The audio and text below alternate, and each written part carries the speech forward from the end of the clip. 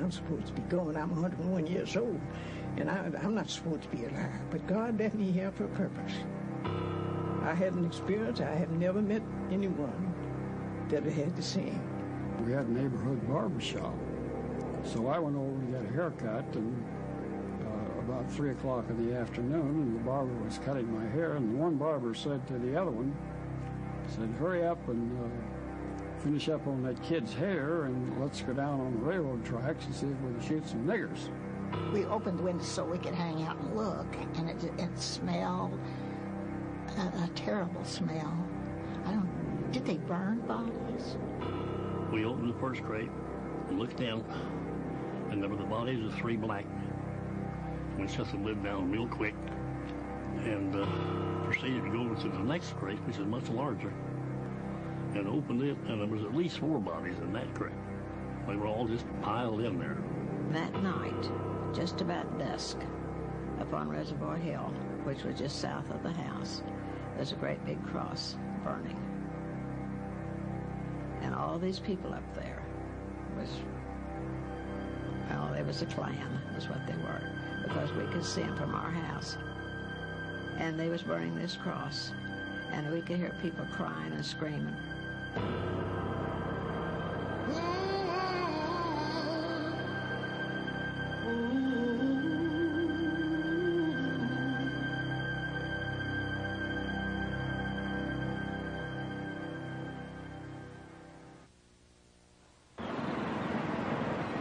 At the turn of the 20th century, Tulsa, Oklahoma, had the richest per capita wealth of any place on earth. It was dubbed the oil capital of the world, the Magic City, and the City of Dreams. Among those who traveled to Tulsa was a young teacher named Mary Parrish. I came to Tulsa from Rochester, New York in 1918. I had heard of the town since girlhood and the many opportunities to make money. But I came because of the wonderful cooperation I observed among our people, especially among our businessmen and women. Every face seemed to wear a smile. After spending years of struggling and sacrifice, people had begun to look upon Tulsa as the Negro metropolis of the Southwest.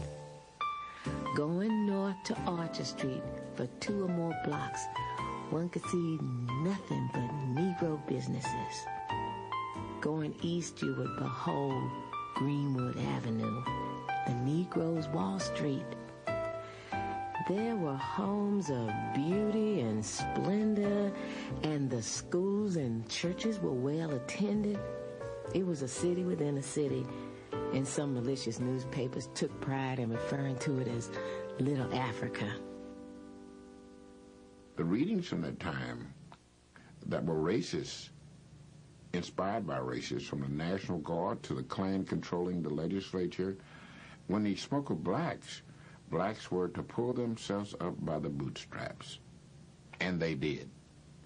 They did. The money in my community didn't turn over the traditional 3 or 4 times. It turned over 8, 9, 10, 11, 12 times. There were legitimate and illegitimate monies to be made that fueled that economy. So my community was the Vegas of the 20. It was roaring. I can remember when I was a child that the Ku Klux Klan, and there were probably, in my opinion, a couple thousand of them that would all robe up with their hoods on and their gowns and all, and women and men and children. They had little children, maybe 3 feet high. They were all robed up and holding on to somebody's hand. They would march too. Usually they would form up on about 7th Street and Main in there someplace, and then the police would clear all of the cars off of Main Street, and they would march and they would fill the street from curb to curb, and it seemed like thousands of them. There might have been 2,000, I don't know, I don't remember. We used to go up and watch the Ku Klux Klan in their rally on top of Standpipe Hill. And they were in their white robes and their pointed cap attire. And we used to just watch them. They had their torches burning and having a meeting. We knew not to get too close to them. The Klan was founded in 1865 to intimidate Southern blacks in the post-Civil War South. The reign of terror lasted 15 years, but as the movement died out, a legend, if not a lie, remained. Aging Civil War veterans told heroic stories of how the Klan had saved the South from domination by Negroes and Northern carpetbaggers. By 1915, there was no Klan in America. 3 months later, an extraordinary event took place that would resurrect the Klan and its legend. The event was the release of a pioneering motion picture, D.W. Griffith's Birth of a Nation. It was based on a best-selling book called The Klansman. In many cases, Klan recruitment ads ran next to movie ads. Birth of a Nation played to 50 million people, approximately half of the population of the United States. It played across Oklahoma with a tremendous run in Tulsa. The Birth of a Nation stimulated the organization of the Ku Klux Klan, which in turn maintained a high profile and stirred up many whites to acts of recrimination and of savagery in this period. When you have thousands of white men coming back from World War I, bringing back Souvenir Lewis, Spandau, and Browning submachine guns, and a variety of other weapons that they brought back from the battlefield, and then they can't find jobs, and the power structure within the city at that time, as was occurring in other cities, would enlist them in the Ku Klux Klan and blame their problems on Jews, African Americans, and Catholics.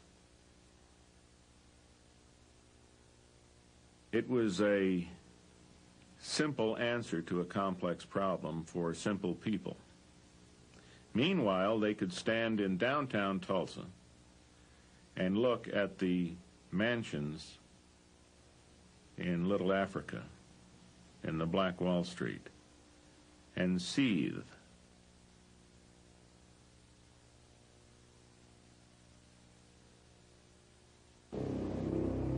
It was a typical Monday morning for a 19-year-old black man named Dick Rowland. He worked as a bootblack in the downtown area. Because there was no restroom facilities, Rowland had permission to use the restroom on the top floor of the Drexel building. In order to reach the top floor, he had to use the elevator. Dick Rowland didn't look down when he went to get on the elevator, and therefore, because of the unevenness of the two floors, he stumbled and started falling, and he reached out to break his fall and touched his operator, and she hollered rape. And so they arrested, the police came and arrested Dick Rowland about 10 o'clock in the morning. And that afternoon, the Tribune came out and told what happened in the Blue Building. And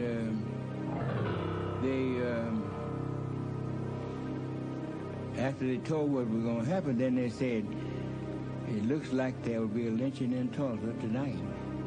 The newspaper described Rowland as Diamond Dick and told of an attempted assault upon a poor orphan girl who worked as an elevator operator to pay her way through college.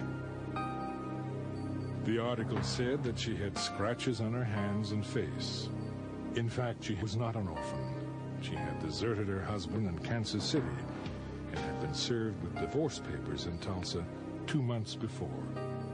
And she was neither scratched nor had torn clothes. The real incident isn't the incident in the elevator. The real incident is what happens over at the offices of the Tulsa Tribune, which was the city's daily afternoon newspaper. And we know there were a couple articles in it that talked about what happened at the Drexel. One was a front page article that said something like "Nab Negro for attacking girl in elevator." But there was a second article, might have been an editorial, that we think was called "To Lynch Negro Tonight." We don't know really what it said, but we do know from white sources, from black sources, from government officials and others, that there was an article there suggesting that a lynch mob should gather downtown and to lynch Dick Rowland. Talk of a lynching was prevalent throughout the city, and by evening, white crowds began to form around the courthouse. A burning cross was visible on Standpipe Hill, which overlooked North Tulsa and Greenwood. The sheriff took the elevator to the jail, located on the top floor of the courthouse, and set up a barricade. In Greenwood, it was believed that a lynching was imminent, and mob rule without legal consequences was not without precedent in Tulsa. A few months before, a lynch mob had taken accused killer one Ray Belton from the Tulsa jail. A mile-long procession of cars escorted him to a tree on a county road where he was lynched. Local police officers directed traffic. 3 months later, in the town of Holdenville, 70 miles away, a white mob took a black man from the county jail, hanged him from a telephone pole, and riddled his body with bullets. He was accused of attacking a white woman. In Wagner, 30 miles from Tulsa, another lynching took place. A white man down in Wagner, Oklahoma, had him ask a colored girl for sex, and she told him her price. He had sex and he didn't want to pay her. He didn't pay her. She took out a knife and cut his throat and killed him.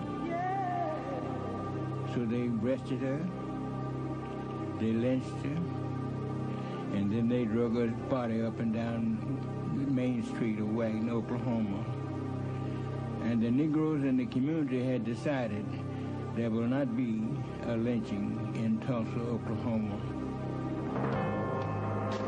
In Oklahoma, it is not considered a crime for a man to kill a Negro. In recent years, there have been many lynchings in Oklahoma. There is yet to be chronicled the instance where any individual has paid a legal penalty or where an officer has been removed from office for failure to protect the life of his prisoners from criminal violence. It is perfectly safe at any time and at any place for any considerable number of men together to take a prisoner from the hands of an officer and inflict the penalty of death. Harlow's Weekly, June 1921. Most of the news that people received came from their newspapers. It's incredible to look at the content of those newspapers and realize that it was a constant barrage of articles appearing concerning lynchings of black people. This was over and over and over again. In fact, 2 black people a week were being lynched in America at this time.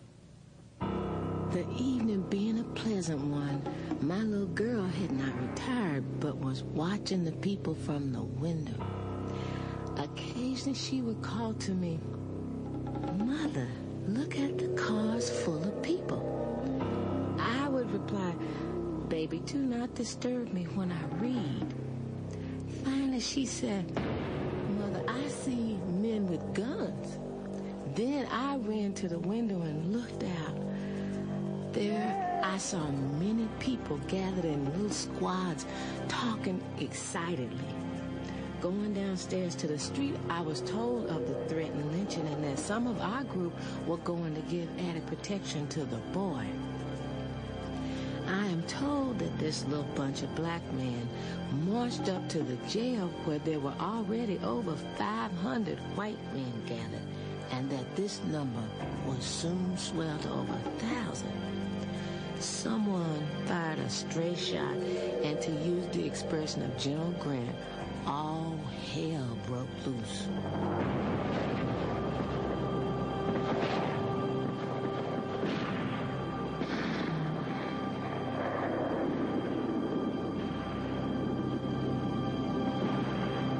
The first one was shot on Main Street, right in front of the biggest picture palace. His falling brought the crowd to a halt. They just stood and looked at him. 3 or 4 ambulances clanged down to the place, but the crowd turned on them and showed their guns. One said, "Don't touch the blankety blank." The ambulance workers didn't quite know what to do, so they turned off their engines and just stood there, blocking the street. Then there was a whoop a block away. Some of the Negroes had tried to organize and get their friend. The crowd surged forward, trampling the man on the sidewalk who was about dead. He lay, writhing on the sidewalk under a billboard from which smiled winsomely the face of Mary Pickford, America's sweetheart.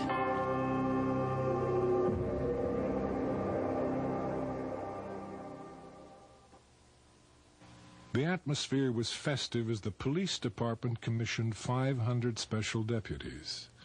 These could best be described as Klan deputies. The only prerequisite was that they must be white. Most were not even asked their names or addresses. One black man was erroneously sworn in. It occurred to me I could get sworn in as one of the special deputies. It was easy. My skin was apparently white, and that was enough. After some 50 or 60 of us had been sworn in, a villainous-looking man remarked casually, even with a note of happiness in his voice, "Now you can go out and shoot any nigger you see, and the law will be behind you." The Ku Klux Klan mob, having largely been made up of veterans, began to militarily organize themselves. And they divided down into squads and ran a skirmish line along Archer. After watching the men unload on First Street, where we could see them from our windows, we heard such a buzz and noise that on running to the door to get a better view of what was going on, the sights our eyes beheld made our poor hearts stand still for a moment. There was a great shadow in the sky, and upon a second look, we discerned that this cloud was caused by fast approaching airplanes.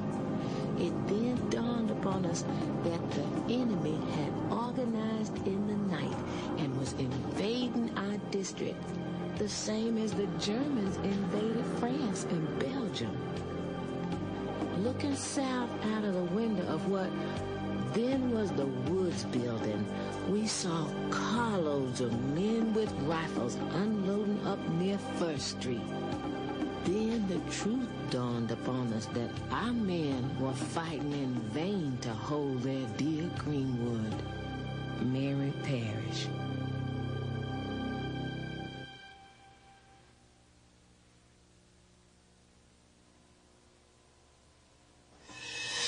As daylight approached, the whites were given a signal by a whistle, and the outrage took place.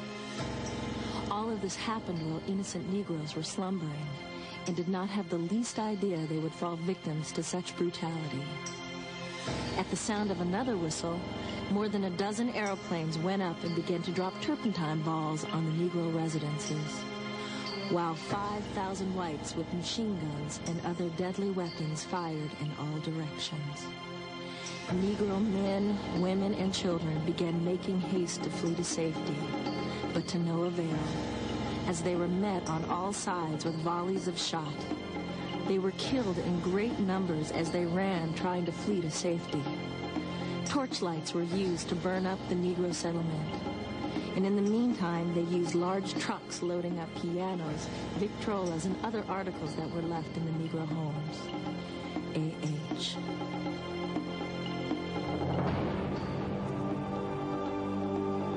They backed trucks up to the vacated Negro homes and loaded everything movable and of value. Every bit of money found on their persons was taken. Masonic rings were removed from the fingers, watches and chains from their persons. In fact, everything of a material nature preparatory to the cruel initiation, which had not yet ended, was taken from them. And so, penniless, in a destitute condition, they were corralled first one place and another. G.A. Gray. Once they framed that skirmish line, they marched into the north side of the downtown area, and they shot everybody they could find. They burned every home, but not before looting it first. They burned every business. They burned every car. They burned everything, systematically, block by block, house by house. They went all the way through the city. At the same time, the telephone lines were cut, the telegraph lines were cut, and the railroad leading into Tulsa was blockaded. There was no way to communicate what was going on in Tulsa with anybody else because it was very easy to cut the city off. And that's exactly what the mayor and the city commission and the Ku Klux Klan wanted, because it gave them the opportunity to clean out the entire African-American area of the city without being interfered with. And they were doing it very systematically. The mob would not permit firemen to battle the blaze. They looted stores and pawn shops for guns and ammunition, but they also took walking suits, tools, tires, and jewelry. Carloads of whites would occasionally venture into the black area, shooting indiscriminately. And I said to my mother, I said, Mama, we better get out of here because the wife is really tearing up Jack. They're burning the places and killing people, and they're going to kill us. And we were sitting out and the people kept running. They just open the gate and come on through and go on out the back. And Mama said, what are you people running for? And you don't know where you're going? They said, no, they're killing over and burning the town down over the hill.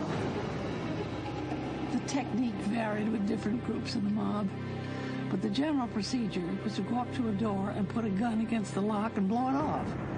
The flimsy doors would have smashed easily enough, but this was gun night. Once inside the cabin, everything breakable was broken. Trunks and bureau drawers torn open, pictures and telephones wrenched off the walls and trampled. They didn't often find anyone in the houses because by now the blacks were scurrying ahead of the horror out into the country beyond the town. But sometimes they did find someone with whom they dealt. When they had smashed enough, they scattered around a little kerosene and threw some lighted matches into the mess. If this particular cabin didn't burn well, it would be reset presently by the blaze of the one next door. The houses the mob set fire to without breaking in first were really the most unlucky, because sometimes there were people in them, panic paralyzed, people who didn't realize with all the noise and fright that the house was on fire, not until it was too late to get out. There's a black veteran who could not believe that this mob would kill a veteran. And as the mob got closer to his home, he put on his uniform and stood out in the front yard at attention. The mob killed him and burned his house. In a frenzy of destruction and violence, black corpses were tied to the bumpers of automobiles and dragged through the Greenwood district, while bullets were fired into their bodies. Some bodies were hoisted on telephone poles. An elderly black couple was murdered returning from church. A white man mistaken for a black man was summarily executed. Enterprising entrepreneurs snapped pictures of the grisly scenes to be sold later as postcards entitled, "Running the Negro Out of Tulsa." Death could come easily. Even a defiant glance at a camera could result in instant execution. America's most renowned black surgeon and past president of the State Medical Association, Dr. A.C. Jackson, was shot by a white teenager as he held his hands above his head. He was not killed instantly. His body was thrown into a truck and he was dumped at the convention center, where after hours of suffering without medical attention, he bled to death. Cars children began to drive slowly along our street. Cars driven by the sort of men who wear their caps backward, visors down their necks, probably not to interfere with their rifle gaze. And the niggers in these houses, they would shout. The gaping children were called in hastily from the curbs. Didn't seem a very educational sight, not a very safe one. After the first car or so, people sent their servants down in the cellar or up in the attic and waited. Then the horde of ruffians went down Detroit, looting those beautiful homes of everything valuable and burning them. The machine guns just shattered the walls of the homes. The fire department came out and protected the white homes on the west side of the street. Men and women with torches and women with shopping bags continued their looting and burning of Negro homes. My mother saw some white people coming toward our house, and she put us under the bed when she saw them coming. My oldest sister got under first, and then it was my younger sister, and then my brother, and then they pulled me under the bed.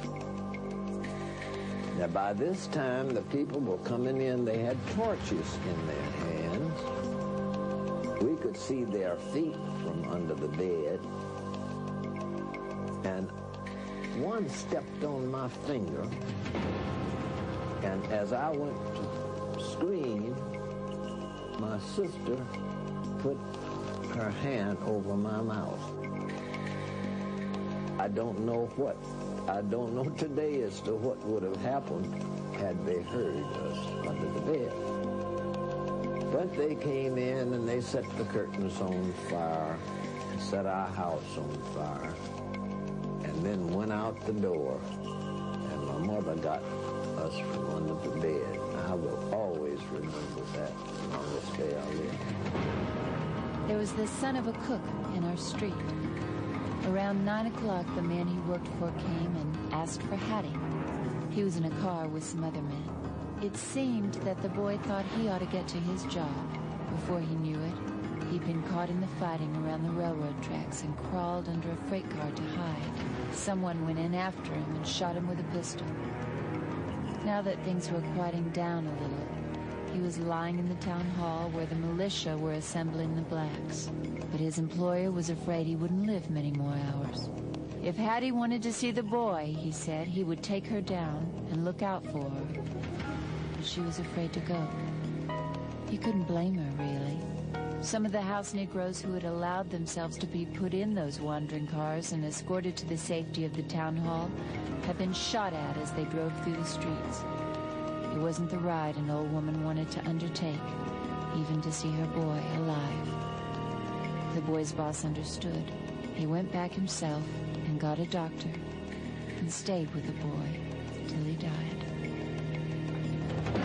The burning of that flesh, you could smell. It was horrible. And then those crosses burning up on the Reservoir Hill, which at that time there's no homes up there. About 7 o'clock, the whites or home guards came for the men. Then they took the women and children, promising them safety. After they had the homes vacated, one bunch of whites would come in and loot. Even women with shopping bags would come in, open drawers, take every kind of finery from clothing to silverware and jewelry. Men were carrying out the furniture, cursing as they did so, saying, "These damn Negroes have better things than a lot of us white people." I stayed until my home was caught on fire.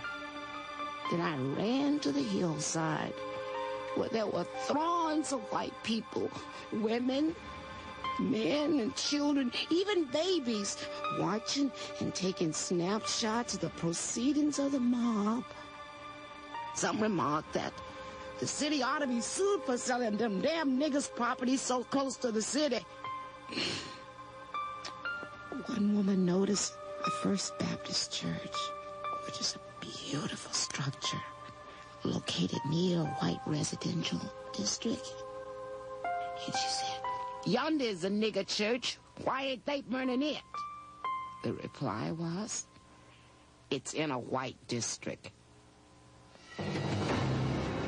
I saw the bombs dropping and the church explode. The 6 airplanes that I saw flying over Standpipe Hill and dropping the bombs on Mount Zion Baptist Church. And burned that church, and it just completed 40 days, and it was burned. The white church on 4th Street was a frame church. Our church was better than the white people's church. This church was only 40 days old. It was truly a symbol of black prosperity, and it was burnt to the ground, allegedly because ammunition was being stored in the basement or some such nonsense. People were seen to flee from their burning homes, some with babes in their arms and leading crying, excited children by the hand. Others, old and feeble, all fleeing to safety. Yet seemingly, I could not leave. I walked as one in a horrible dream. By this time, my little girl was up and dressed, but I made her lie down on the dewfold in order that the bullets must penetrate it before reaching her. By this time, a machine gun had been installed in the granary and was raining down bullets on our section. Mary Parrish. The most horrible scenes of this occurrence was to see women dragging their children while running to safety, and the dirty white rascals firing at them as they ran. Some of them were pursued for more than 12 or 15 miles, and some never returned. Negro hospitals with numbers of sick were burned, and many people perished in the flames, not being able to get to a place of safety. Women were chased from their homes, naked, with clothes in their hands, and volleys of shots fired at them as they were fleeing. Some with babies in their arms. A.H. As I neared Standpipe Hill, I could see homes on Eastern and Detroit burning, and also discovered that the enemy had located on the hill and that our district was entirely surrounded. We thought that we were leaving the firing behind, but found that our danger was increasing, for a machine gun was located on the hillside. They came over and they had machine guns up there, and he was manning the machine gun, and he and his companions, they were shooting down on the people. They had machine guns up there, shooting at us. My husband and I, when we came out, they were shooting at us. We didn't get any shots. They killed one of our fine doctors. I can never forget a family who started out and had the misfortune to lose one wheel off their wagon and therefore had to get out and walk. In that numbers was a mother and a father with a 6-month-old infant. Such a fine and healthy baby. The father would run along and carry it a while, when the mother would take it until she was tired out. When they both were just about exhausted, the father cried out, "Will someone help us?" Mrs. Rosa Davis Skinner, who told about the night of the riot, when it broke out on Greenwood, she was asleep. Her husband awakened her and said, "Wife, come on, there's a riot on." And they left fleeing, she in her gown and house shoes, and joined with a neighbor next door who had had a stillborn baby early in the day. They were going to bury the baby the next day, put it in a little shoebox. And Mrs. Skinner said that while they were running, mobsters shooting at them, bullets zinging at them, people shoving and bumping into each other, this lady dropped that little shoebox. And she got down on her hands and knees to try to find it. And she couldn't, and her husband just dragged her away, said, "You're going to get killed. We've got to go." And he dragged her away, and they never found that little baby. This lady wept when she told me that. She was 98 years old, and that had been 75 years earlier, and she wept and said, "I often wonder what happened to that poor little baby." We both wept. We came out after several shots were fired into the house by the mob. 2 or 3 whites thrust guns in each man's face and side and took him downstairs. As I neared the bottom of the steps, I was met by a man who very unkindly treated me. Seeing a man with hands raised, he came up to the blind side and struck me in the jaw, after which I was questioned and my money taken. The worst thing of all was being humiliated before little boys between the ages of 12 and 16 years, knowing these youngsters would grow up to try the same thing when they matured that others tried, but with less success, I am hoping. J.C. Latimer. One of the classic photos that comes from the riot is that of a perhaps 15, 16-year-old, probably would be referred to in those days as a hooligan, strutting proudly in front of the camera with the burning and terrible circumstances in the background, puffing a cigar, carrying not one but two firearms. As you look at that picture and you think of what's going on around him, you can't help but hope that he will be taught a lesson about life's justice. The certainty that many blacks had that whites took their furniture, took their clothes, took various other personal possessions, and used them. And then, having taken those things for their use, then they burned and bombed the black part of town. It was a surprise. And they came over here and burned our homes, stole our clothes. Some of our people had to take their own clothes off of white people right here in Tulsa. The heavy air was soaked with the scent of honeysuckle, as extravagant and lavishly unreal as was the gunfire. We've been in this prairie country a year. It proved always surprising. An acrid underhint of burnt powder began to cut through the perfume of the flowers. Tulsa's newspapers described the event as a military adventure. The black people defending their homes were described as the enemy. Gun-toting white men were referred to as riflemen or soldiers, and blacks were termed snipers. The mob, it was called a volunteer army. Blacks with guns were called a mob. Marauding whites were called patrols. At approximately 9:15 a.m., the National Guard troops from Oklahoma City arrived by train. In all my experience, I've never witnessed such a scene. 25,000 whites armed to the teeth were ranging through the city in utter and ruthless defiance of every concept of law and righteousness. Motor cars bristling with guns swept through the city, their occupants firing at will. General Charles Barrett. Fanny was our laundress. She lived in Greenwood with an ancient uncle who'd been the messenger in a bank for 20 years. They knew there was trouble, of course, but the mob had missed them so far. Uncle Zach had never been late to the bank, and he trusted white folks. He thought maybe if he put on his uniform and they saw it, he put it on and started out to work. Someone shot him at the corner. Fanny could see him lying there. She didn't dare go out and get him. The mob was so close. As North Tulsa burned and its citizens murdered and arrested, the Guard set up camp and began to prepare a breakfast. When a local citizen urged the commander to take some action to save property and lives, he was arrested. Martial law was declared at 11:29 a.m. The Ku Klux Klan, realizing that they were now up against an organized military force, withdrew out of the area and dissipated back into their neighborhoods. It was very much like a guerrilla operation where you could no longer tell who were the combatants because they weren't wearing uniforms, and now they were part of the civilian society.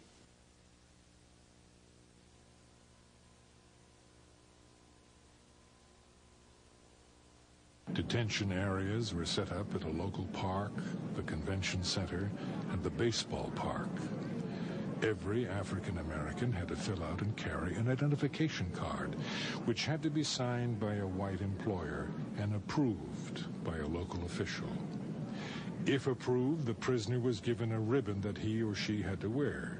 The ribbon read, "Police Protection." Failure to wear the ribbon resulted in immediate arrest and confinement. A black person could only be released from detention if he or she was vouched for by a white person.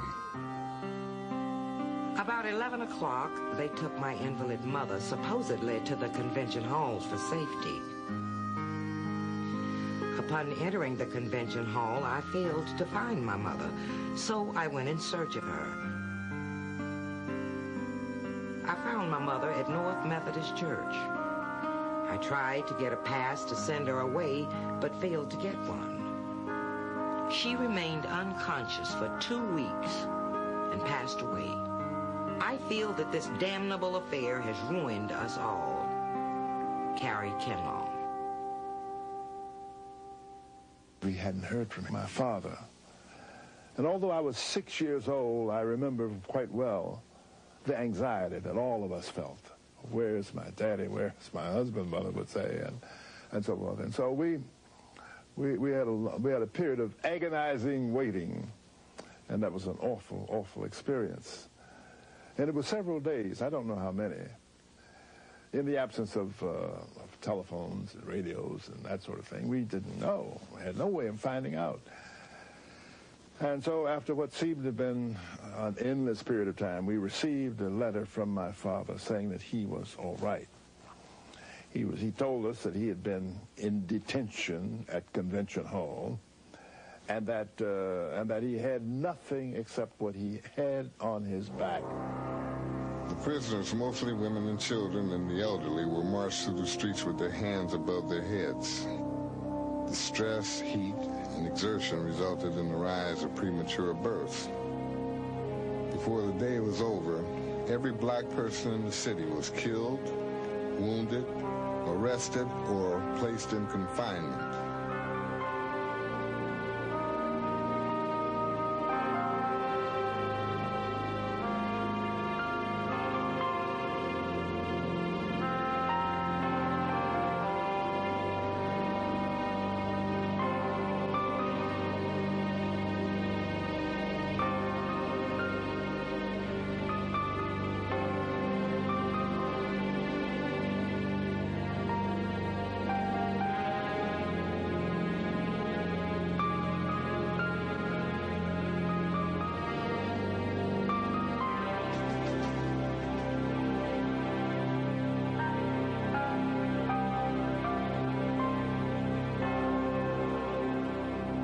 Middle-class whites actually hid many of the African-American domestics who worked for them at great jeopardy to them. If a white family during that riot had been found to have hidden an African-American, at the very least, the white family would have been lashed. Terrified black people fled the city to other communities. After reaching this home, the crowd throng there was too large to supply them out of a pail, so a wash tub was drafted into service and pride cast to the wind. We were so famished and our lips parched, the children crying for a drink, that this was the best tasting water we could remember of having tasted. Mary Parrish. We had an engineer for the Frisco live behind us, and he would give us a day per day how these people were walking down the railroad coming toward Claremore, then coming toward Chelsea, then coming toward Veneta. They were just like the rest of the hobos. They came to our back door. And they had lots of them with baby buggies, no men at all women, lots of old women. On and on we went toward the section line, the crowd growing larger and larger. The question on every lip when a newcomer from town would arrive was, how far had they burned when you left town?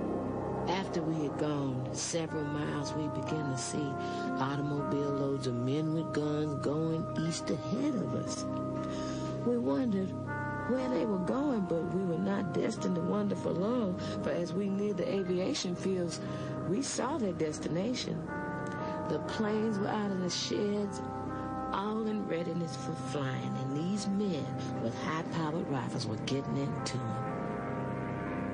As we went further, we saw several men leaving the fields, going to the house, returning with guns, and heading towards Tulsa. After we had traveled many miles into the country and was turning to find our way to Claremont, we looked up the road and saw a race lady coming toward us.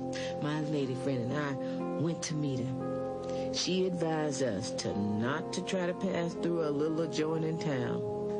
There was a group of black people that were trying to escape, women, children, and old people like we were trying to escape from this thing. We're going up the railroad tracks that went by that hill up there in Collinsville. Said that a group of black people came by that hill trying to escape, and somebody thought that they were being attacked and invaded, and apparently they began shooting and killed a whole bunch of those poor folks. The airplanes continued to watch over the fleeing people like great birds of prey watching for a victim. Although we were over 13 miles from Tulsa, we could, at about 10 p.m., see the smoke rising from the ruins.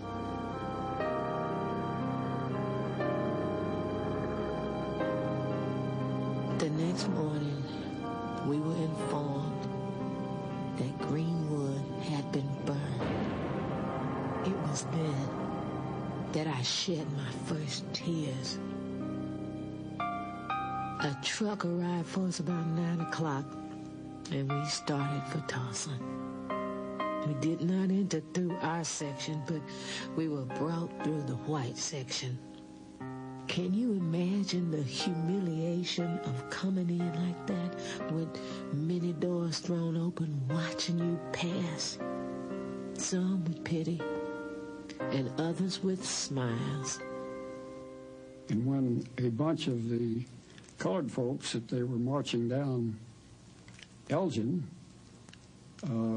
I would see them coming, and I'd kept my BB gun under the front porch at that time, and I would run down and grab the BB gun and stick the barrel out through the lattice work and pop the National Guardsmen. And of course, they'd bounce like this and look around, and of course, I was careful enough that I wasn't going to hit anybody in the head or anything like that. These two brothers, the youngest two, they were kind of smart alecky, and they thought, they'd stir up a riot or stink or something.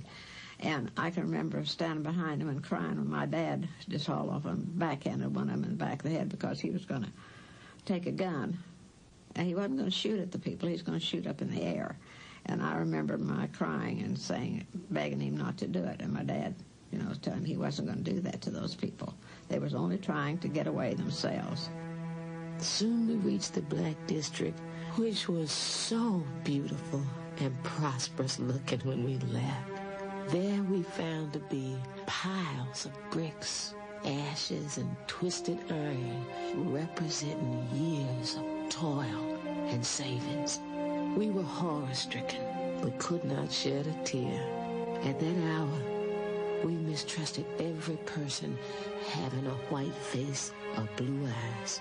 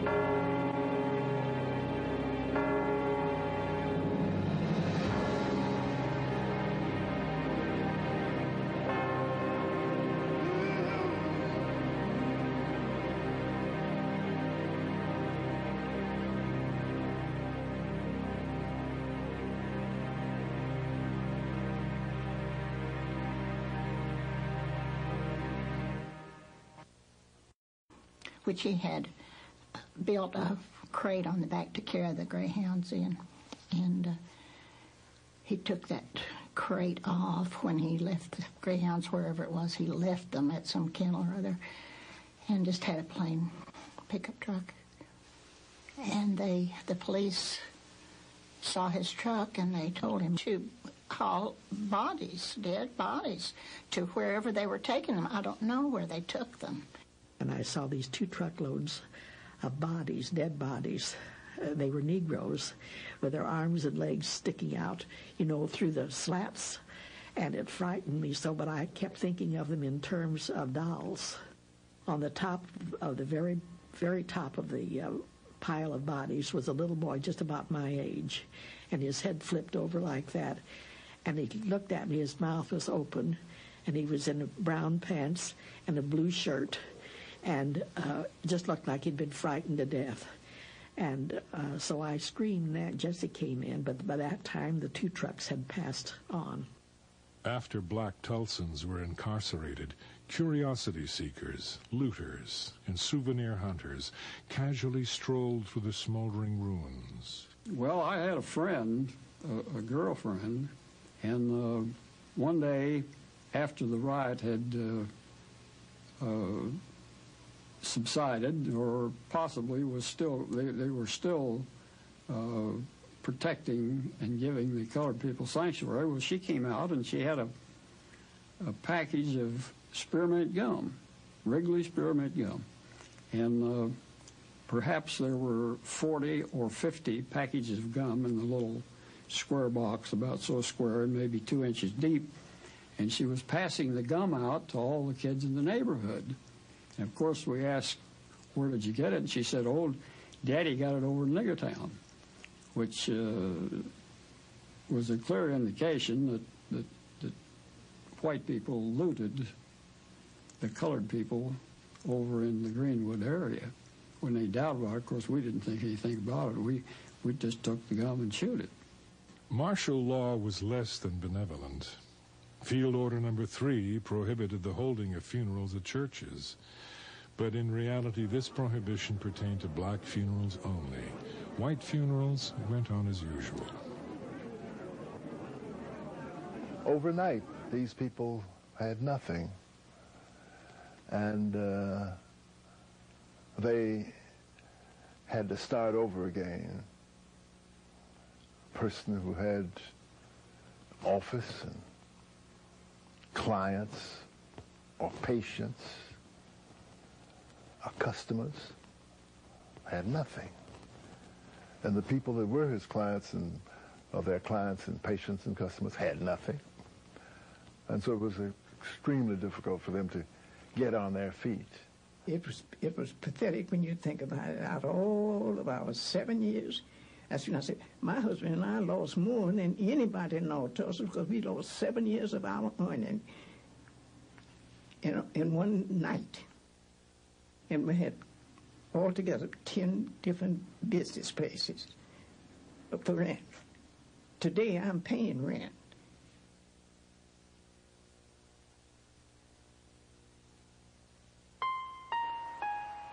Few black Tulsans had insurance, and those who did had clauses which voided the policies in case of a riot. Those making a claim had to prove that the city or state government was negligent in protecting their property. An impossible burden because the victors had already begun to rewrite the history and insulate themselves from blame. An all-white grand jury placed the blame for the Holocaust squarely on the black population.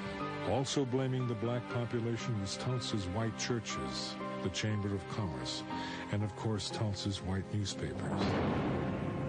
In this old nigger town, there are a lot of bad niggers, and a bad nigger is about the lowest thing that walks on 2 feet. Give a bad nigger his booze, his dope, and a gun, and he thinks he can shoot up the world. And all these 4 things were to be found in nigger town: booze, dope, bad niggers, and guns. The Tulsa Tribune makes no apology to the police commissioners or to the mayor of this city for having pled with them to clean up the cesspools in this city. Tulsa Tribune, June 4th, 1921. Incredibly, after all the yellow journalism that had been published at the time about the incident and prior to the incident by white-owned newspapers. The one indictment returned by the grand jury of a newspaper was against Mr. A.J. Smitherman, one of the most influential black citizens in Tulsa, owner of the black newspaper. And that comes after his offices, his newspaper offices, were destroyed and burned in the riot. He left Tulsa and never returned. Cities across America offered assistance, but Tulsa officials turned down all the offers under the guise of handling the problems themselves. From a 10-room and basement modern brick home, I'm now living in my coal barn. From a 5-chair enamel barber shop with 4 workmen and a porter to a razor strap and a folding chair on the sidewalk. Didn't have one thing left and never received a dime. Up until this day, they never. And it ought to be added in order there to be made pay. Even the children that suffered.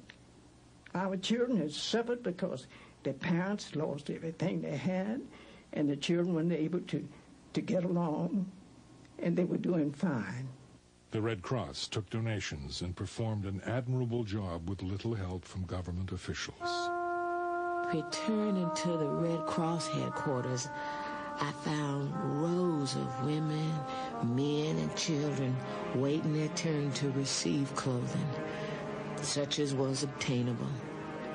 And the thing that I could not understand was why these innocent people who were helpless as babes were placed under guard. Nevertheless, heavily armed guards were all around the building. Some were kind and manly. Others were beasts dressed in uniforms. I went upstairs into the clothing room in a quest of a change of clothing for my little girl. Having worked hard always for an independent living, thereby being able to have what I wanted within reason, this was wormwood and gall to me. Just to be standing around waiting to get a change of secondhand clothing. But what could I do? What we had on was soiled, they being all we had, and I was not yet permitted to go to town and purchase more. The primary rooms of the Booker Washington School were converted into an emergency hospital. I can never erase the sights of my first visit to the hospital. There were men wounded in every conceivable way, like soldiers after a big battle. Some with amputated limbs, burned faces, others minus an eye or with heads bandaged. There were women who were nervous wrecks in some confinement cases. One mother was thoughtless as to burden her infant for life with the name of June Riot. Mary Jones Parrish.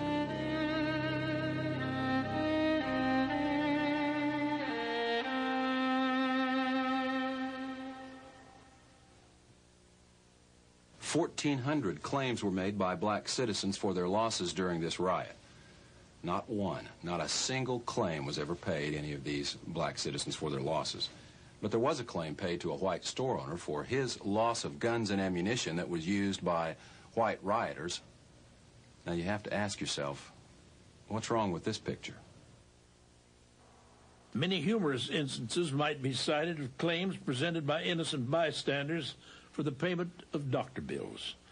Now, all such claims were rigidly investigated, and many were turned down for the reasons that it could not be shown that the wounded parties were innocent bystanders or persons in the employ of the city or the county for guard purposes. Quite early in the fall, a claim for a $55,000 doctor bill was presented by a young white man for a gunshot wound treatment. The claim was of the innocent bystander kind. After lengthy explanation on the part of the claimant as to how the injury was incurred, but after his admission that he was not employed by the city or county, the Red Cross record keeper confronted him with a full-size photograph of the same young man in the middle of the riot district with a shotgun over his shoulder and a high-powered rifle in his hand. Although he did not deny the identity, he has not been seen at the Red Cross office since. After this experience, no further claims have been made by innocent bystanders. Mr. Maurice Willows, Director of Red Cross Relief. A tent city was constructed to house refugees. Embarrassed city officials, white newspapers, the clergy, and the Chamber of Commerce perpetuated the myth that white Tulsa had an outpouring of aid into the devastated black community. In fact, just the opposite was true. With homes looted, homes and stores burned to ashes, with sick, aged, and enfeebled carried out or left to perish in the flames, mothers giving birth to children in the open, herded, guarded, and corralled like prisoners of war. And before the smoke of 1,000 homes had blown away, the trembling and homeless learned that the city fathers had passed an ordinance making it forever impossible for them, in their destitute condition, to go back and rebuild on their home place. G.A. Gregg. The city council, or commissioners, passed an ordinance that there could be no construction in the city of Tulsa that was not fireproof. Now, with people absolutely without any resources, it was impossible for them to conform to any requirement that they rebuild only fireproof structures. And my father said, you build, if they arrest you, I'll get you out of jail, you can go on building. And my dad had challenged the constitutionality of that city ordinance. And the Supreme Court of the state of Oklahoma declared that ordinance unconstitutional as being a frivolous piece of legislation designed to keep blacks down. With their hearts bleeding, their homes, and all of the relics that make the memories of life's past sustaining, with shocking realization that their families are broken and scattered and fearing the mob, with trembly, weak, hungry, and hungerless bodies compelled to be in the stalls of the fairgrounds under a heavy, cruel guard who greets them with harsh orders and vulgar language, while suffering all this and more. The mayor, commissioners, the real estate exchange, the welfare board are like those who crucified Christ, casted lots for the Negro's hard-earned land. G.A. Gregg. Not only was the area declared a fire zone, which effectively was designed to prevent it from being rebuilt, but then amazingly, just incredibly, the city fathers put the land up for sale.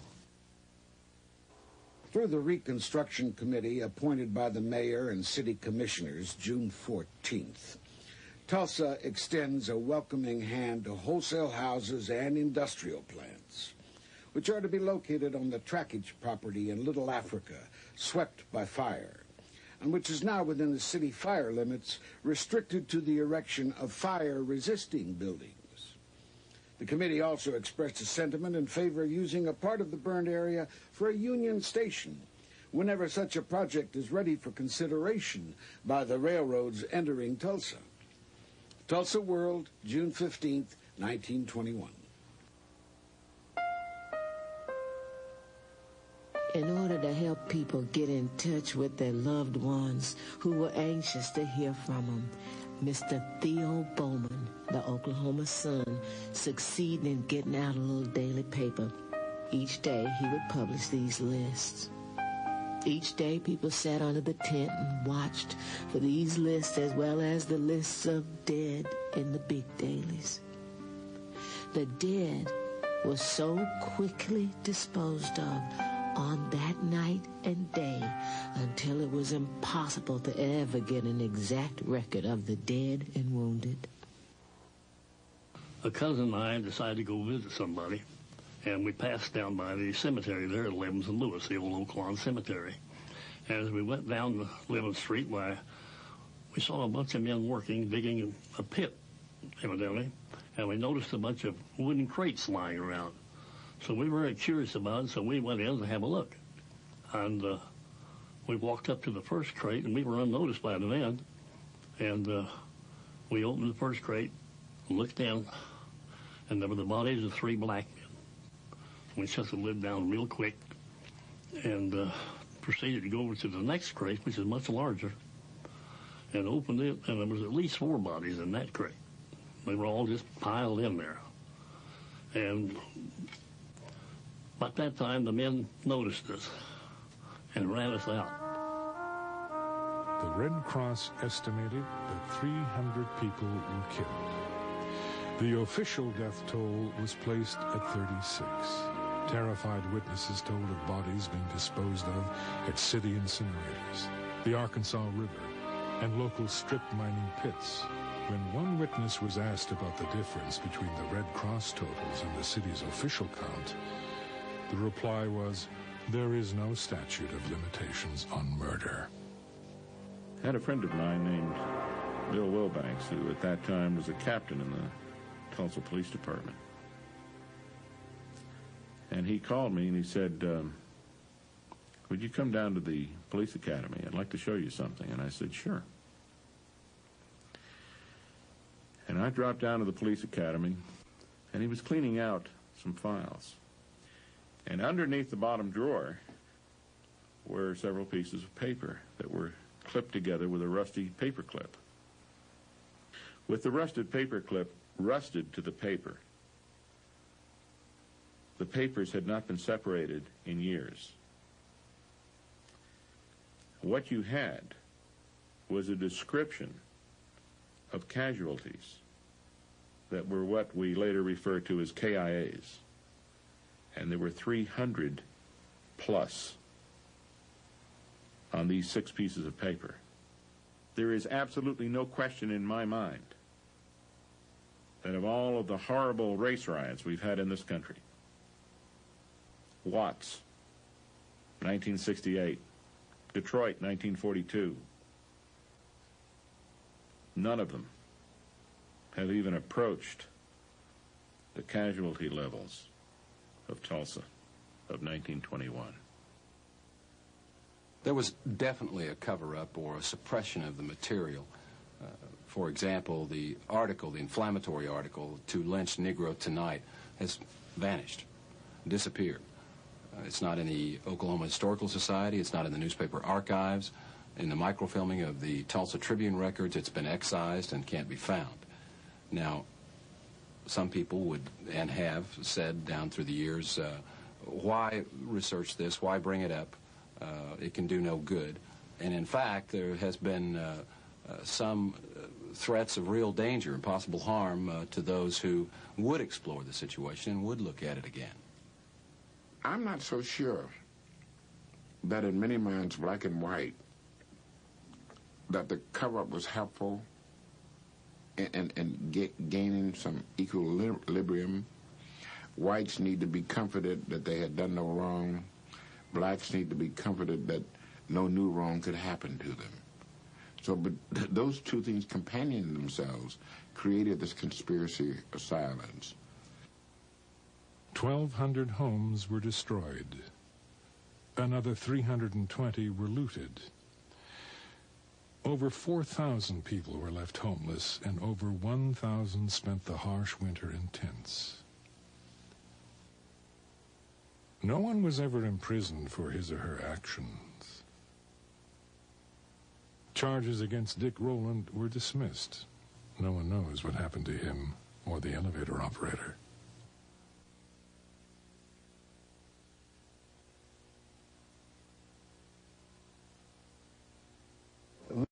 Would travel to Europe and see the ruins of Athens and the ruins of Rome. My mind went back to the ruins of Tulsa, which were somewhat reminiscent to me then when I was traveling, of the ruins of Rome and Athens and other places in Europe. A big, beautiful Christmas tree was placed in front of the Red Cross Relief Headquarters. Now imagine, if you can, this huge tree brightly standing in the middle of a district which had once been comfortable homes, but now filled with little ones and little two-room wooden shacks. Everywhere, large piles of brick and stone, twisted metal and debris, reminding one of the horrible fact of last June. For the first time in their lives, the Negro children of the devastated district, these hundreds of little folks, were without their former comfortable homes. The resources of their parents had been reduced to a point where Christmas couldn't mean much to them. After dusk on Christmas Eve, a chorus of 2,200 voices sang their Christmas carols and the typical Negro melodies. Coming from the throats of these people reverberated through the night air and attracted most of the crowd gathered in the business section over on Greenwood Street. Whole families were there, men, women, children. It seemed as though the whole Negro population couldn't resist this chance to sing. Never have I witnessed more spontaneous outbursts of Christmas fervor than on this occasion. The crowning sentiment of the celebration was in a speech made by one of their leaders, who said, "Let us always remember the old Negro tradition. There's no room in our hearts for hatred." This occasion furnished what was termed as the greatest night in the history of the Tulsa Negroes. Mr. Maurice Willows, Director of Red Cross Relief, Christmas, 1921. Tulsa need not feel that, it's irredeemable. That was just a mindset at that time. What we hope to learn from this ride study is the danger of having a mindset that would exclude someone based on race, religion, gender, or something. So we hope that we learn some lessons from this. Some of our group feel their superiority over those less fortunate. But when a supreme test like the Tulsa disaster comes, it serves to remind us that we are all one race. That human fiends like those who had full sway on June 1st have no respect of person. Every Negro was accorded the same treatment regardless of his education or other advantages.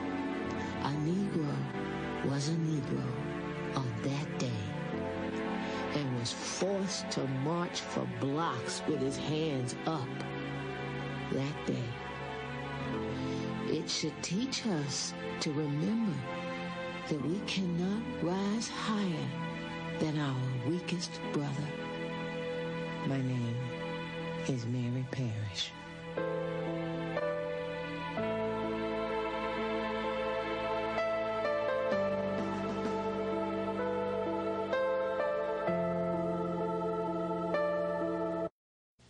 In 1921, one of the most devastating massacres in U.S. history took place in Tulsa, Oklahoma.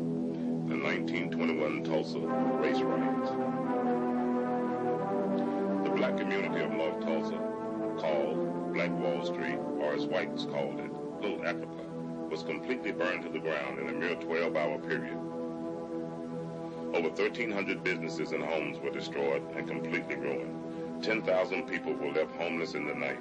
And to this day, no one knows how many people actually died.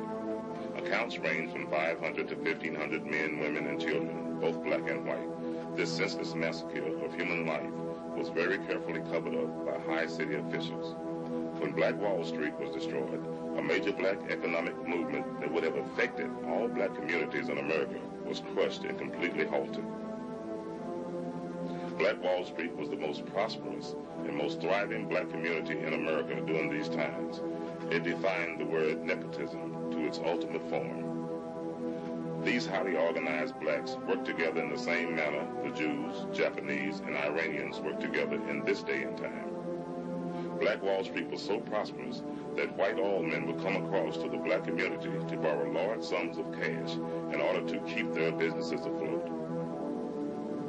This very powerful black movement would have had an effect on blacks all across America, socially and economically, But 3,000 card-carrying Klansmen would not allow that to happen.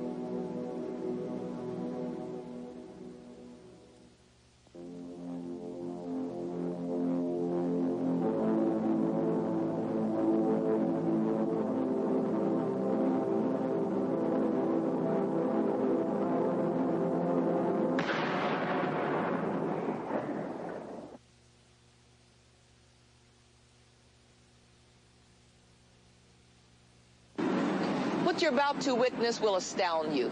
It will most likely affect you very deeply, no matter what race, creed, or color you are. And just maybe, this film will make us all take a second look at our fellow man and not hate him or her because of the color of their skin.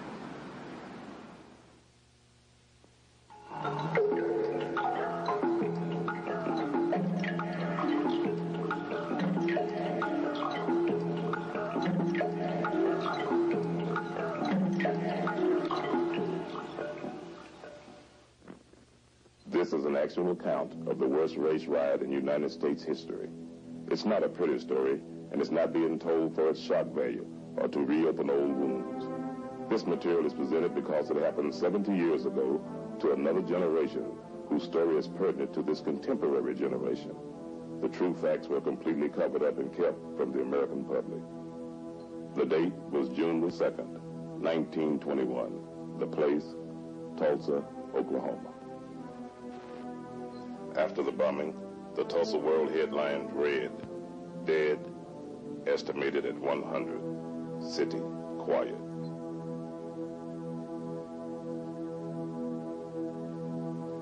One of the bloodiest race riots in the nation's non-military history had begun. The spark for the tender was ignited on Monday, May 30th, 1921.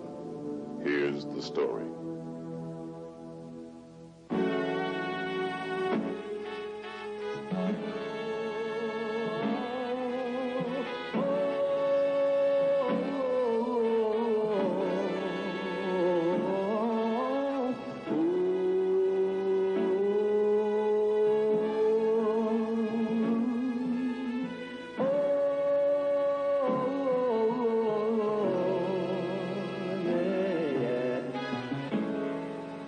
I know a place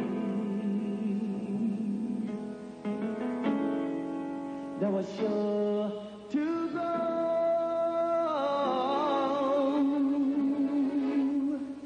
Now moving slow,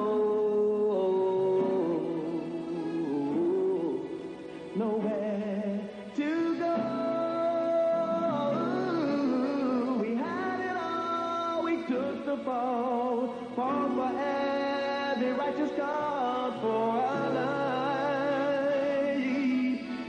Oh, oh, we had it all, we paid the cost, countless lives that we loved for our life. Oh, life won't free. During the early 1900s, Archer Street was intentionally designed to divide the city's north from the south side of Tulsa. Blacks were forced to remain on the north side, and whites enjoyed their separatism on the south side. Laws were passed to make sure that whites and blacks remained separated. Anybody who wishes for the good old days probably doesn't remember what the good old days were really like. Because in 1921, the nation suffered from coast to coast from hate, discrimination, and arrogance. And those were probably the underlying reasons. They manifested themselves in organizations like the Ku Klux Klan. But you can't blame the riot on one or two or three specific incidents. The environment is what caused it. You have to keep in mind that in 1921, the majority of the Oklahoma legislature were Klansmen. Almost every city and county official in Tulsa County, Oklahoma, was elected with either support of the Klan or they were Klansmen themselves.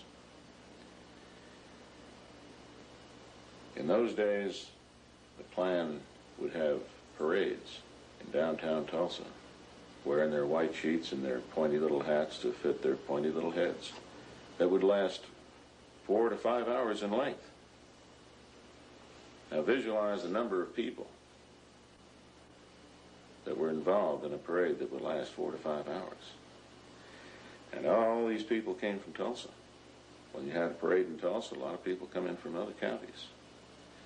But you also have to remember that 1925, there were 5 million card-carrying Ku Klux Klansmen in this country. So what was going on in Tulsa was probably the same thing that was going on in an awful lot of other cities. And if the riot hadn't happened in Tulsa, it probably would have happened someplace else. The difference between Tulsa and some other city is that we know how bad it got. And where we've gone since then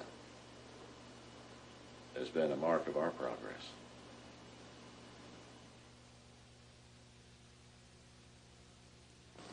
As I sit here, I wonder, with blacks fighting for equal rights and integration in other parts of the United States at that time, was it really a good idea for blacks living in Greenwood to integrate?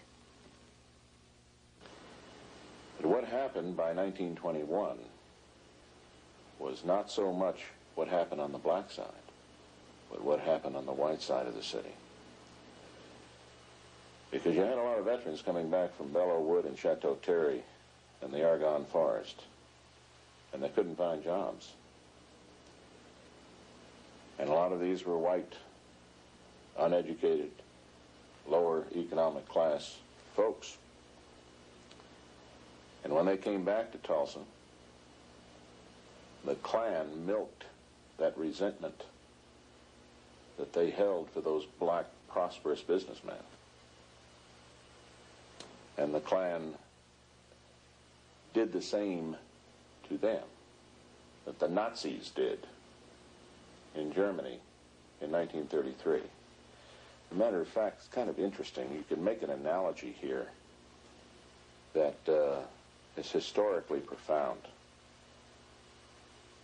We had a microcosmic experience with the Nazis. The Nazis in Germany in 1933 blamed the Jews, and they persecuted the Jews, and they segregated the Jews, and they created ghettos for the Jews. And that's how they built their power, but they built their power on the disenfranchised and the disenchanted Germans.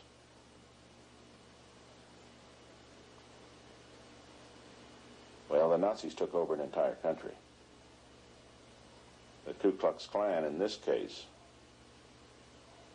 largely took over an entire city. And for that matter, to some degree, the entire state and maybe the region of the country in which they were strong.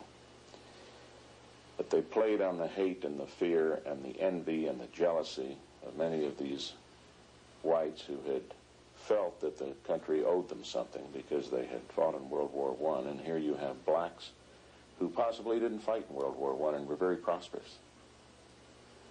And you had the seeds for that kind of conflict economically.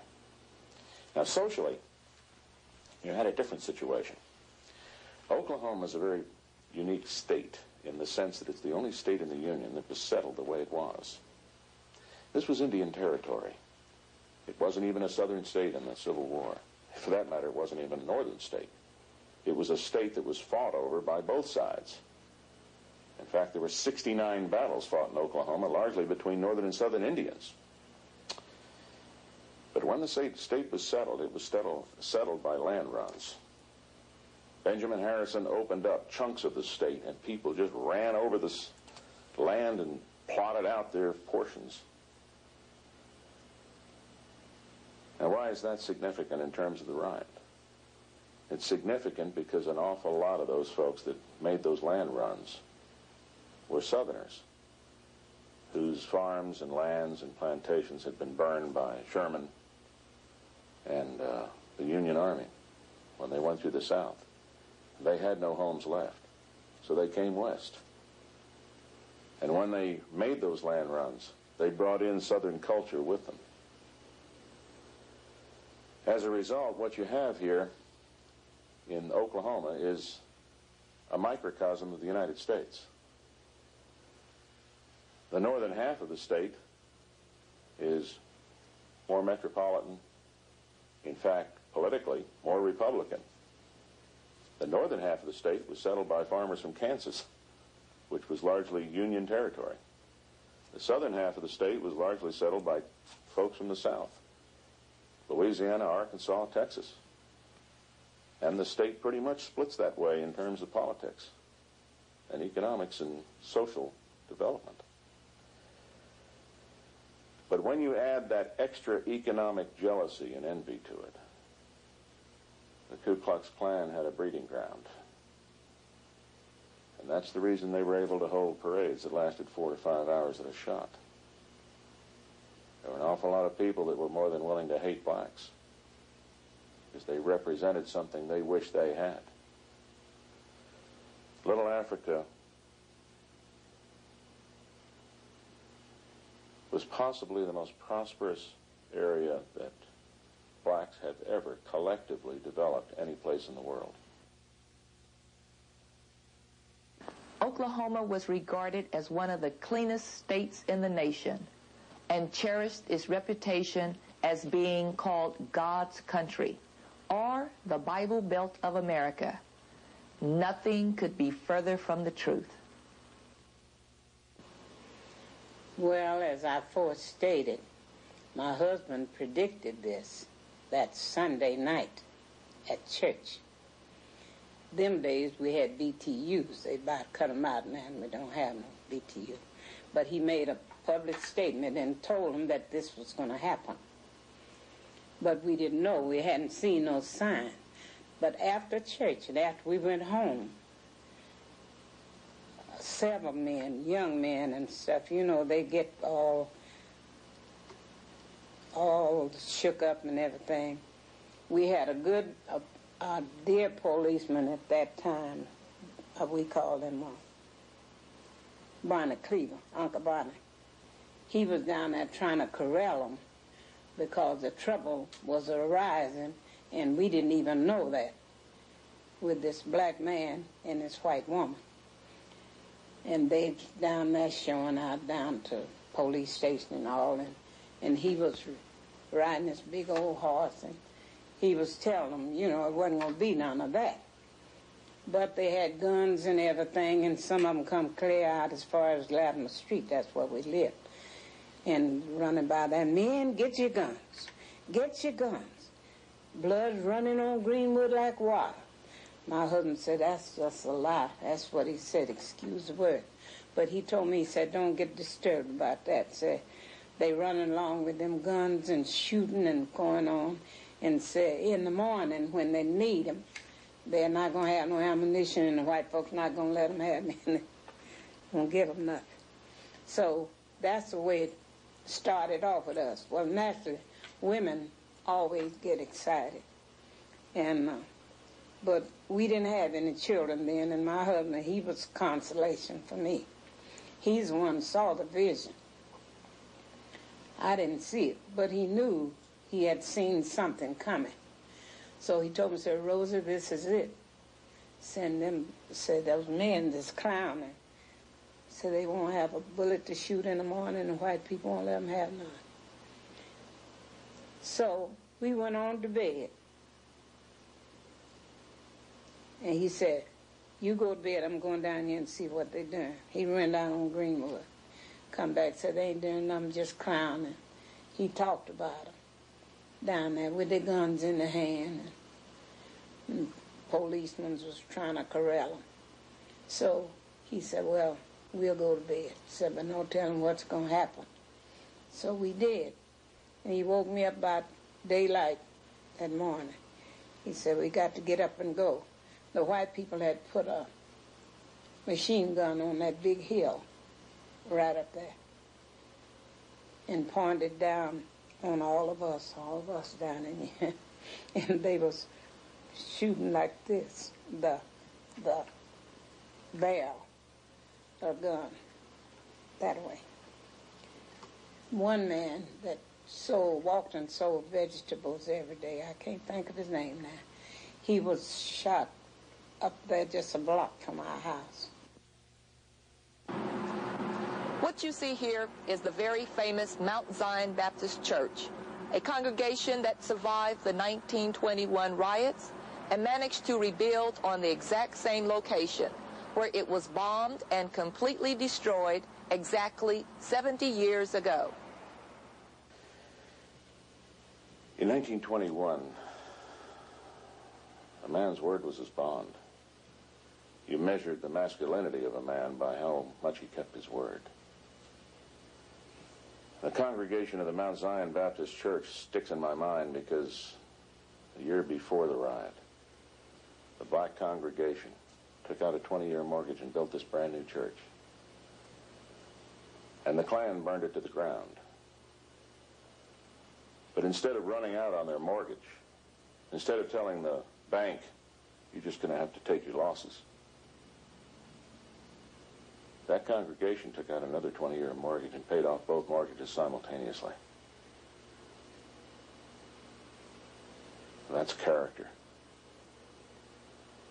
There were other heroes, too. Many of the whites in the southern part of the city had black employees. And those employees had become almost extensions of their family. In fact, a lot of Tulsans were raised by black domestic employees. And when the riot erupted, many of those families hid those blacks in their basement at great jeopardy to themselves, because if the Klan had ever found out that a white had hidden a black in their basement, the white family would have been persecuted, if not horsewhipped. Probably the two most singular heroes out of the riot was the Tulsa County Sheriff and the Tulsa County Black Deputy Sheriff. Willard McCullough was the Tulsa County Sheriff at that time, and he was the only sheriff in the whole state that had black deputies. His chief black deputy was Barney Cleaver. And you got to keep in mind, when that riot erupted around Tulsa County Courthouse, there weren't more than maybe a dozen deputies in that building. And Willard McCullough stood on the south steps of the Tulsa County Courthouse and told a mob of several thousand Ku Klux Klansmen who were heavily armed that he was not going to release Dick Rowland. Barney Cleaver stood on the north steps of the county courthouse and told the black crowd that they weren't going to release Dick Rowland. Well, you put yourself in the position of a white county sheriff in a southern state in 1921, facing several thousand Ku Klux Klansmen, and you don't have more than maybe a dozen deputies to back you up. And Barney Cleaver's on the north side of the courthouse telling a black crowd the same thing. I don't know much about Barney Cleaver or Willard McCullough before or since then, but I can tell you this. On May 31st, 1921, they became, maybe earned the right, to become world-class cops. My husband told me, said, we got to go. And I said, no, I don't want to go. I don't want to go out there. He said, yeah, you got to go. See, remember, he had told the people he couldn't hardly get me out of the house. So I gave him a little argument about it, but I had to go. And I just had on my barefoot sandals and had a head rag on my head. And he said, let's go. We can't stay here. Said, we got to keep moving. So he got out there and he went to preaching to the people. See, we was very thickly settled in on both sides of the streets. And all the houses was burnt down on my side, on this side and that side, but two houses, my house and another. All the rest of them was burnt down. See, all those little people, every chance they got, they would stick fire to the house. And all that fire was burning, and folks was hollering, some of them been running. And my husband told him, said, don't run, said walk and stay out in the opening where they'll see you. And so won't nobody get shot. So the bunch we was with, they tried that, and we made it to the park, where about noontime the bells come to ringing and the horns and things. And somebody told us, said the militias are coming. And so T.R. told him, said, walk out on the railroad. We took the Middleton Valley Railroad going north and we'll walk to Mohawk Park. And that's where those people caught us. They was in trucks. It must have been some mighty big trucks. And it was full of soldiers, and the soldiers all come to Tulsa like this, come on us like this. The Klan was extraordinarily powerful in Tulsa in 1921, but then again it was extraordinarily powerful throughout Oklahoma. As a matter of fact, during the 20s, Oklahoma impeached and convicted 2 governors, allegedly, of course, for other charges, but it was an open secret that one of the principal reasons they got impeached and convicted was that they were anti-Klan. The majority of the Oklahoma legislature were either Klansmen or supported by the Klan. But then Oklahoma was not unusual. States all across the country had that kind of influence in them. But in Tulsa County itself, there was a rather unique situation that developed. In the late teens, the Glenpool oil field was roaring. And that's just west of Tulsa County. An awful lot of money poured into this city. And the whites, who were the big oil men, lived on the east side of the Arkansas River.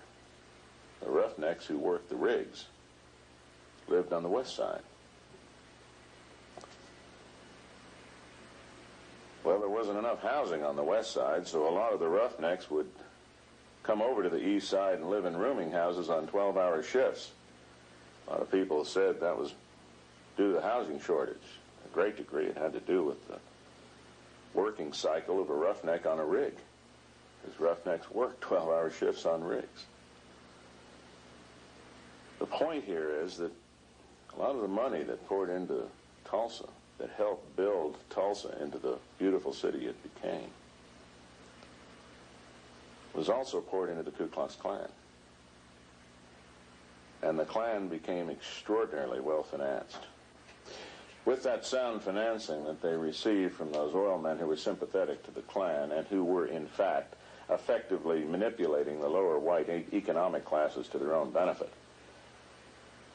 the Klan in Tulsa had a lot of money to do a lot of things that other Klan claverns didn't have that kind of support to do. For example, they had a building, a headquarters, here in Tulsa. It was called Beano Hall. Now, what did Beano stand for? It stood for Beano Jew, Beano nigger, Beano Catholic.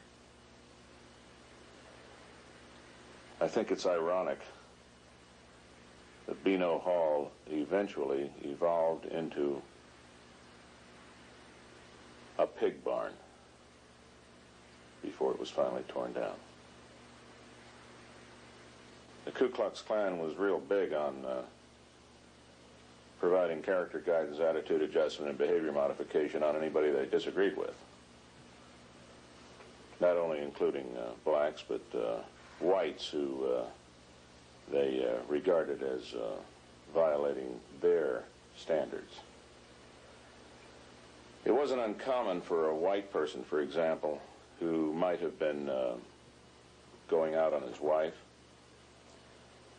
to be hauled out of his house one night and tied to a tree and flogged by men dressed in sheets.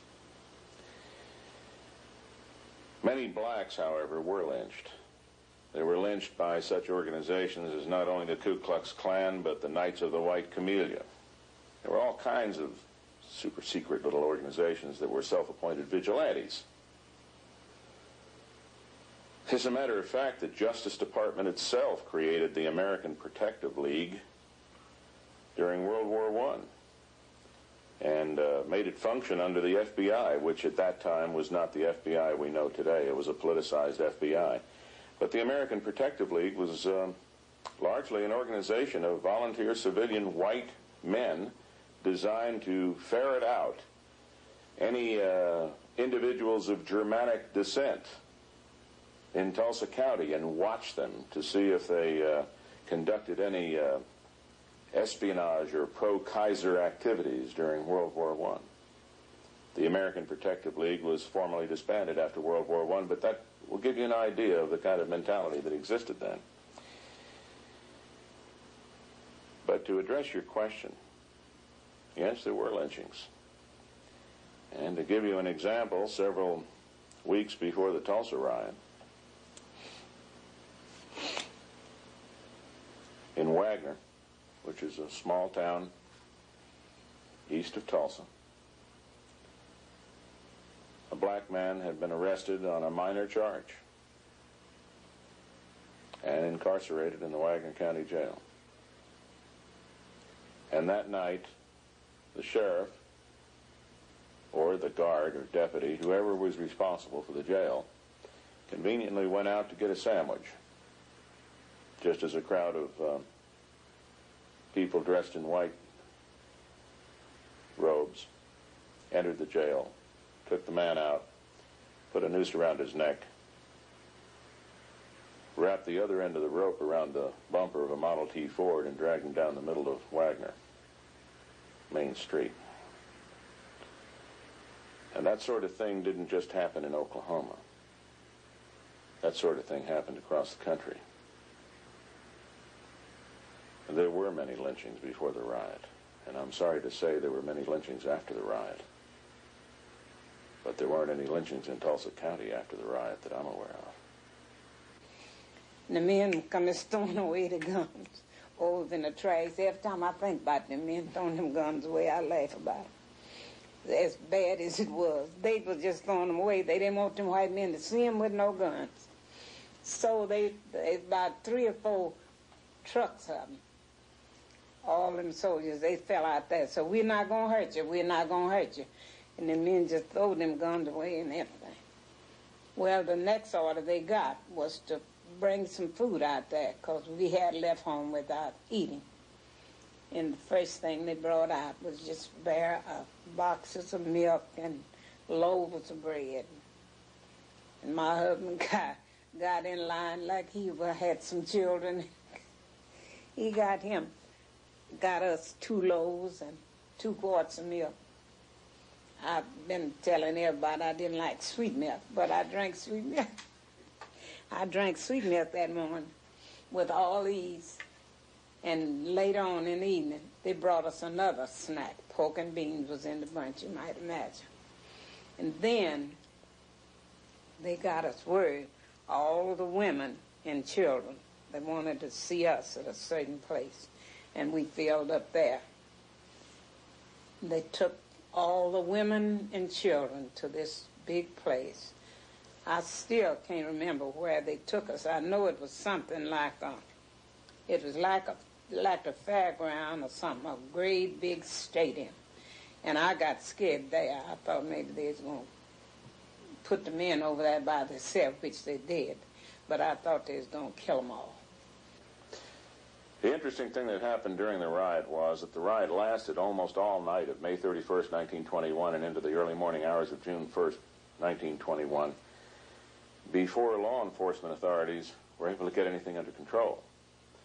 The city police didn't want anything to do with trying to control the Ku Klux Klan. As a matter of fact, the chief of police, a man by the name of Gustafson, confiscated black vehicles, gave them to 2 of his crony police officers on the Tulsa police force, which I might point out with some justification was a politicized police force at that time, not the police force that Tulsa has today, which is a first-class department. But the point was, in those days, he gave those confiscated vehicles to those 2 police officers who went out and sold them to whites, and then they shared the profit.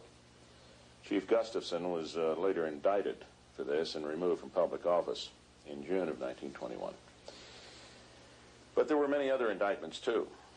And many of these indictments were the byproduct of National Guard boards of inquiry. Now, what happened in the riot, and this is fascinating, was that here you have a major war going on in the downtown portion of Tulsa that erupted and moved north into the north part of the city, eventually wiping out the north part of the city, devastating it totally. And yet the mayor, none of the city commissioners, called the governor. Now, at that time, we only had one 40-man ambulance company in the Oklahoma National Guard stationed in Tulsa. The governor at that time didn't know there was a riot in Tulsa until the next morning, because no city or county official notified him, with the exception of the county sheriff. The county sheriff sent one of his black deputies through the north part of the city toward Sand Springs. He got to Sand Springs to a telegraph. And keeping in mind the telephone lines were down, the telegraph lines were down, the railroad tracks were torn up, there were Ku Klux Klansmen standing on roadblocks trying to catch blacks who were trying to escape the city, and there were refugees as far away as Kansas City and Wichita and Muskogee, Oklahoma. That deputy got to that telegraph and telegraphed the governor on behalf of the county sheriff that there was a riot in Tulsa and law and order had broken down. J.B.A. Robertson, who was governor at the time, sent the adjutant general, who is the top military officer in the National Guard in Oklahoma, to Tulsa. The adjutant general arrived and immediately sized up the situation as being exactly what the governor had been told by that deputy. And the adjutant general mobilized the Oklahoma National Guard, and they sent in guard units from as far away as Enid and Lawton, Oklahoma City and Muskogee and places like that. And a lot of people attribute the troops that arrived were federal troops. They weren't federal troops. Federal troops were never deployed here. This was the Oklahoma National Guard that came in. Many of the survivors who I interviewed when they were still alive told me, frankly, the black survivors, they told me, frankly, they wouldn't have been alive that day if it hadn't been for Oklahoma National Guardsmen. Because the Guardsmen came in and the very first thing they did was declare martial law and threatened to shoot anybody who was found armed. They set up internment compounds to protect black refugees because black refugees were scattered all over the city. Their homes were burned. They had no place to go.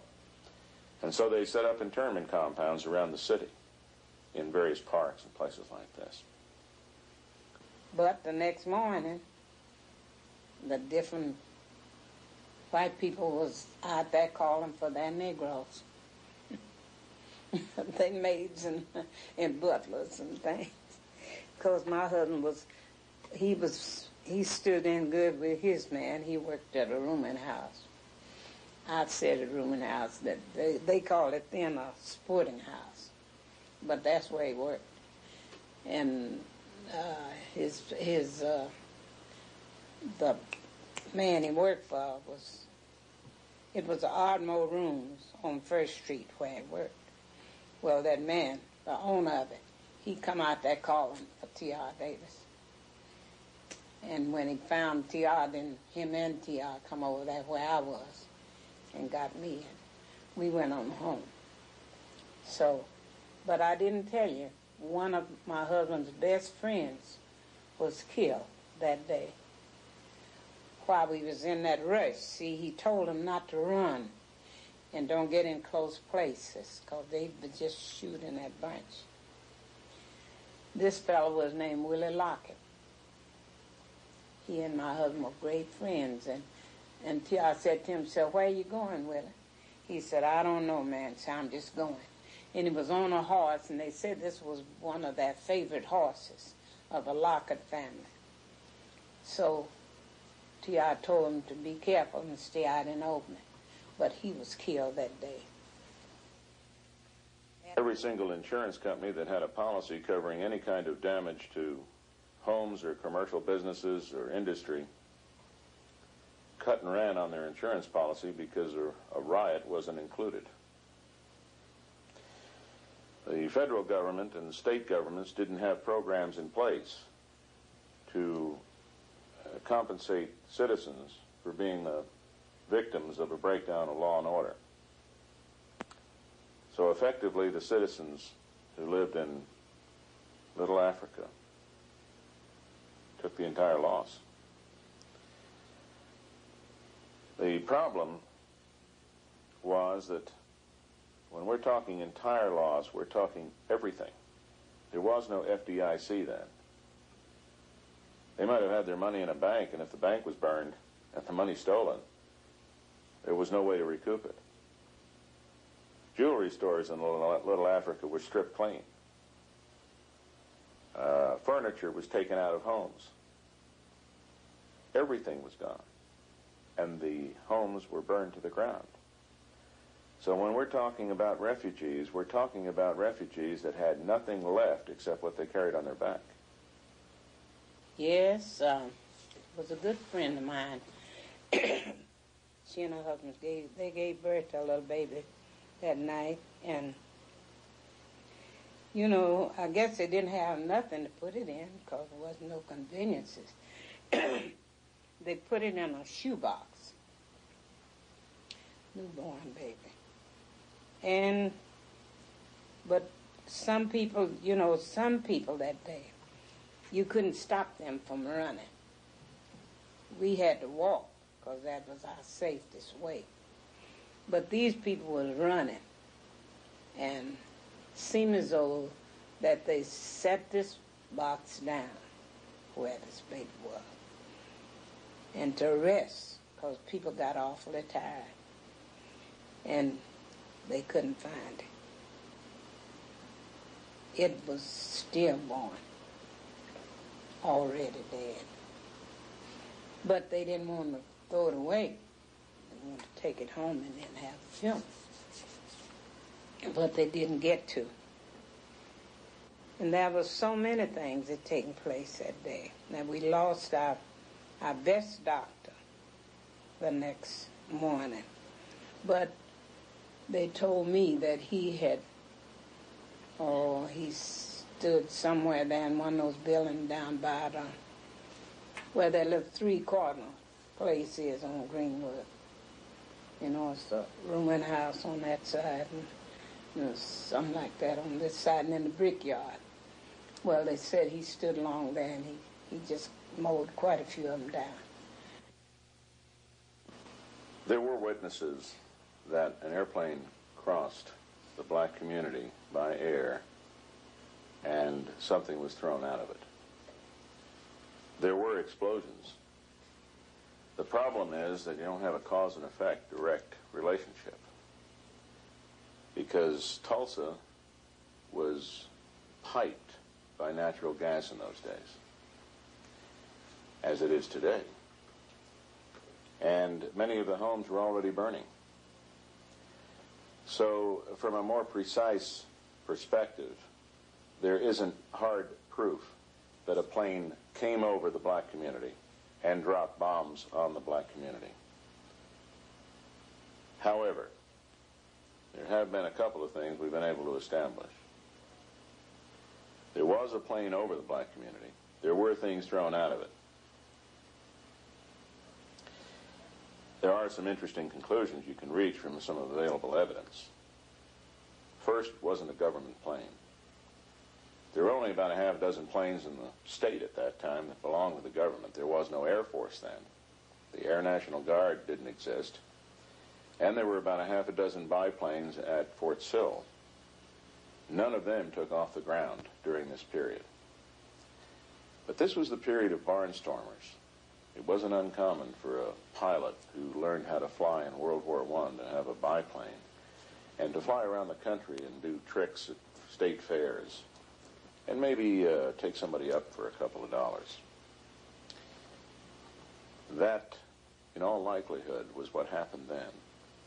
That a barnstormer who had his own airplane actually flew over the black community. Now, if he threw out anything, and if it was a bomb, it's perfectly understandable how it could have worked, because it doesn't take very much to make a bomb, particularly if you're a veteran of a recent war that had just ended. Greenwood was soon labeled the Black Wall Street of America. It consisted of highly educated black doctors, lawyers, PhDs, merchants, oilmen, and entrepreneurs. The interesting thing about this particular situation is that in North Tulsa in 1921, prior to the riot, there existed an area called Little Africa. And that was a mark of respect. The black business community was extraordinarily prosperous. As a matter of fact, possibly the best minds in black America had migrated to North Tulsa in the late teens and early 20s. They built a commercial and business establishment so prosperous that it rivaled any place in the world. In fact, the main street of Little Africa, Greenwood, was euphemistically referred to as the Black Wall Street.